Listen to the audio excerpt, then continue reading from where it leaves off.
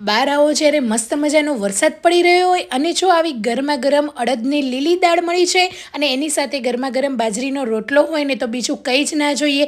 Regular એક અડદની દાળ કરતાં આજે આપણે અડદની લીલી દાળ બનાવી રહીશું, જે એકદમ હેલ્ધી પણ છે અને ખાવાની પણ ખૂબ જ મજા આવશે. તો અડદની લીલી દાળ બનાવવા માટે અહીંયા મેં આ રીતે પોણો કપ જેટલી અડદની દાળ લીધેલી છે, જે તમને માર્કેટમાં ઇઝીલી મળી જશે. કુકરની અંદર એડ કરી દઈશું અને અડદની દાળને 2 થી 3 પાણીથી ધોઈ લઈશું, કેમ કે દાળની ઉપર જે વ્હાઈટ સફેદ પાવડર જેવો પાર્ટ હોય ને એ બધું જ આપણે કાઢી લેવાનો છે. તો આ રીતે હાથની મદદથી મસળીને દાળને સરસ રીતે ધોઈ લઈશું. જો એના કાળા કોઈ પણ ફોતરા પણ હશે ને એ પણ નીકળી જશે. દાળ અહીંયા મેં ધોઈ દીધી છે. હવે 1 ચમચી જેટલા અહીંયા સૂકા મેથીના દાણા એડ કરીશું. સૂકા મેથીના દાણા એડ કરવાથી ડાયજેશનમાં ખૂબ જ સારું રહેશે. એટલે અડદની દાળ જ્યારે પણ તમે બનાવો છો ત્યારે તમને પેટમાં ભારે નહીં લાગે, એના માટે મેથીના દાણા જરૂર એડ કરી દેવા. સ્વાદ પ્રમાણે મીઠું, અડધી ચમચી હળદર અને 2 કપ જેટલું પાણી એડ કરીશું. 1 મોટી ચમચી જેટલું ઘી એડ કરી લઈશું. ઘી એડ કરવાથી દાળ જ્યારે પણ તમે બનાવો છો ને ત્યારે ઉભરો વધારે પડતો નહીં આવે અને પચવામાં પણ દાળ હળવી થઈ જશે. એટલે 1 ચમચી મોટી ભરીને ઘી એડ કરી દેવાનું. હવે કુકરનું ઢાંકણ બંધ કરીને લો ગેસની ફ્લેમ પર 6 થી 7 વિસલ કરી લઈશું. ગેસની ફ્લેમ એકદમ લો રાખવાની છે, જેથી દાળ પણ ઉભરાશે નહીં અને દાળ સરસ રીતે કૂક થઈ જશે.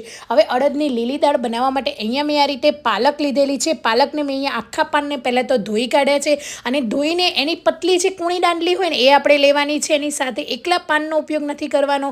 હવે આ રીતે પાલકના પાનને લઈને આ રીતે ગરમ પાણીની અંદર એડ કરી દેવાના. હવે તમારા ઘરમાં જો બાળકોથી લઈને મોટા જો પાલક ના ખાતા હોય ને તો આ રીતે ભરપૂર પ્રમાણમાં પાલકનો ઉપયોગ કરીને દાળની અંદર ખવડાવવાનો બેસ્ટ ઓપ્શન છે. મેં અહીંયા પાલક એડ કર્યો છે વધારે પ્રમાણમાં. તમે આનાથી વધારે પણ એડ કરી શકો છો. પાલકનો એટલો બધો ટેસ્ટ નહીં આવે, એક અલગ જ ફ્લેવર આવશે અને દાળ ખાવાની પણ મજા આવશે. બસ ગરમ પાણીની અંદર લગભગ 4 થી 5 મિનિટ સુધી રહેવા દઈશું અને તરત જ આ રીતે આઈસ ક્યુબવાળા પાણીની અંદર એડ કરી દઈશું. ડીપ કરીને એમાંથી પણ તરત કાઢી લઈશું.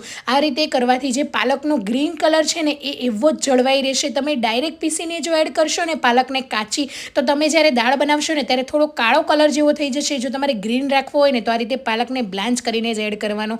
મિક્સરની અંદર કે મિક્સર જારમાં આ રીતે પાણી વગર જ પેસ્ટ તૈયાર કરી લેવાની. હવે કુકરની ઢાંકણ ખોલીને ચેક કરી લઈએ. દાળ પણ સરસ રીતે કૂક થઈ ગઈ છે. મેશરની મદદથી મેશ કરી લઈશું.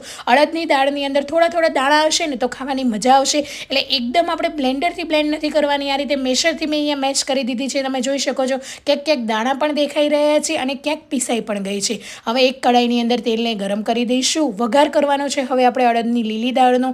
એની અંદર આખી 1 ચમચી જીરું એડ કરી દઈશું. આ રીતે હિંગ એડ કરીશું. જો તમે આખી મેથી ના એડ કરતા હોય તો આની અંદર તમે 1 ચમચી જેટલો મેથીનો પાવડર પણ તેલની અંદર એડ કરી શકો છો. એ રીતે પણ મેથી તમે ખવડાવી શકો. ઘરમાં જો મેથી ખવડાવવાનો બેસ્ટ ઓપ્શન છે.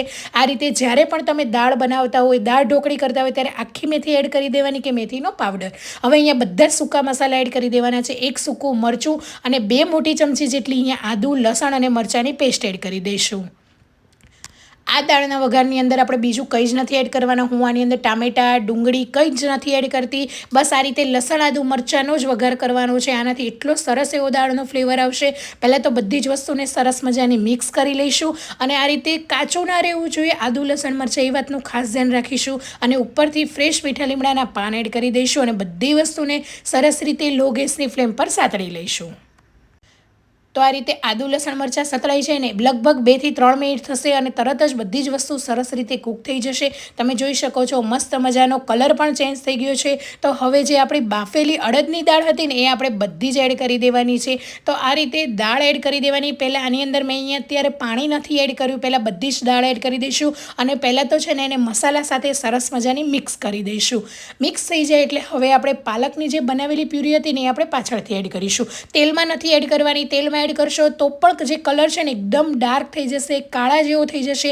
એટલે આ રીતે દાળ એડ કરીને પછી જ પાલકની પ્યુરી એડ કરીશું અને 1 કપ જેટલું પાણી એડ કરીશું.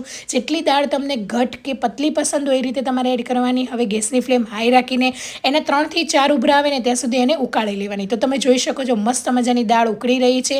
એની અંદર સ્વાદ પ્રમાણે મીઠું, 1 મોટી ચમચી જેટલો ધાણા જીરું પાવડર એડ કરીશું અને બરાબર દાળને મિક્સ કરી લઈશું. કલર પણ એટલો સરસ મજાનો આવ્યો છે. અને મેં કીધું એ રીતે જો તમારા ઘરમાં પાલક ના ખાતા હોય ને તો આ રીતે પાલકની પ્યુરી બનાવીને દાળની અંદર એડ કરો. તમે રેગ્યુલર દાળમાં પણ કરી શકો છો. જો એવી રેસીપી જોઈતી હોય ને તો પણ મને કમેન્ટ બોક્સમાં જણાવજો. હું તમને રેગ્યુલર દાળ પણ એકદમ ગ્રીન બને ને એવી ટિપ્સ અને ટ્રિક્સ સાથે સરસ મજાની રેસીપી શેર કરીશ. હવે દાળ આપણી ઘટ થઈ ગઈ છે તો એની અંદર એક આખા લીંબુનો રસ એડ કરી દઈશું અને બરાબર દાળને મિક્સ કરી દઈશું. હવે આ દાળની અંદર તમે એક નાનો ટુકડો ગોળનો પણ એડ કરી શકો છો, જે રીતે તમને પસંદ હોય એ રીતે. અને જો ખાટી પસંદ હોય તો એકલું લીંબુ પણ એડ કરી શકો. હવે એક ચમચી ઘીની અંદર આપણે આ રીતે થોડું એવું જીરું એડ કરી લઈશું. અહીંયા આખું જીરું અને કાશ્મીરી મરચું એડ કરવાનું છે અને આ વઘારને ઉપર સ્પ્રેડ કરવાનો છે. ગેસની ફ્લેમ બંધ કરીને જ એડ કરવાનો છે વઘારને. તમે જોઈ શકો છો, જો ના ભાવતી હોય ને એને પણ જોતાં જ ખાવાનું મન થઈ જાય ને એવી મસ્ત મજાની અડદની લીલી દાળ તૈયાર છે. ક્યારેય જો આ રીતે ના બનાવી હોય ને તો એક વખત બનાવીને ટ્રાય કરજો. તમે પણ આ દાળના ફેન થઈ જશો.